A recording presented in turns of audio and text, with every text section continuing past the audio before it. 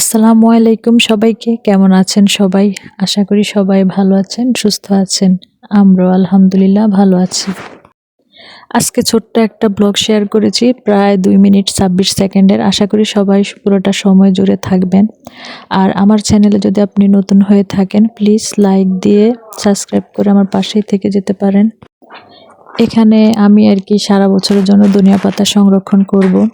তো প্রথমে হচ্ছে এখানে ১.৫ কেজির মতো আরকি ধনিয়া পাতা আছে। তো প্রথমে হচ্ছে একটা কাগজের ব্যাগের মধ্যে, তারপর যে কাপড়ের যে শপিং ব্যাগগুলা হয় তো ওইগুলার মধ্যে আরকি আমি রেখে দেব।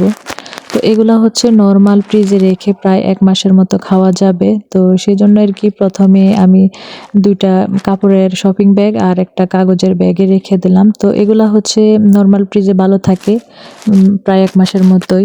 আর যেগুলো আরকি ডিপ ফ্রিজে রাখবো ওইগুলা আমি কিন্তু ধুয়ে তারপরে আরকি পানি ঝরতে দিয়ে দিয়েছি। তো পানি ঝরার পরে আরকি চিকন করে কেটে তারপর আরকি ডিপ ফ্রিজে রেখে দেব।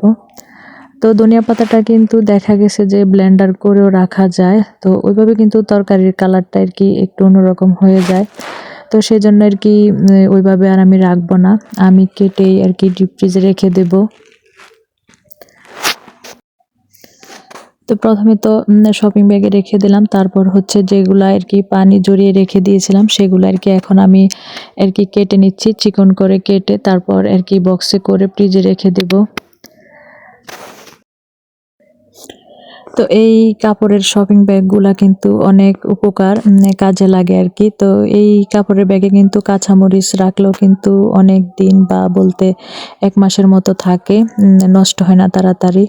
তো আমার ধনিয়া পাতাগুলা আরকি কাটা শেষ। এখানে প্রায় অনেকগুলাই নিয়েছি। তো দেখা গেছে যে যখন আরকি ধনিয়া পাতাটা থাকবে না, তখন আমি ডিপ ফ্রিজ থেকে নামিয়ে কিন্তু তরকারির মধ্যে আরকি দিতে পারবো। তো দেখা গেছে যে ডিপ ফ্রিজে রাখলে কালারটা একটু চেঞ্জ হয় কিন্তু গ্রানটা একই কিন্তু থাকে। তো যারা আরকি খেয়েছে তারা অবশ্যই জানে। তো আপনারা এভাবে রেখে কিন্তু সারা বছরের জন্য ধনিয়া পাতা সংরক্ষণ করতে পারবেন। তো আমার আজকের ভিডিও কেমন হয়েছে সবাই অবশ্যই জানাবেন। সবাই ভালো থাকবেন, সুস্থ থাকবেন। আল্লাহ হাফেজ।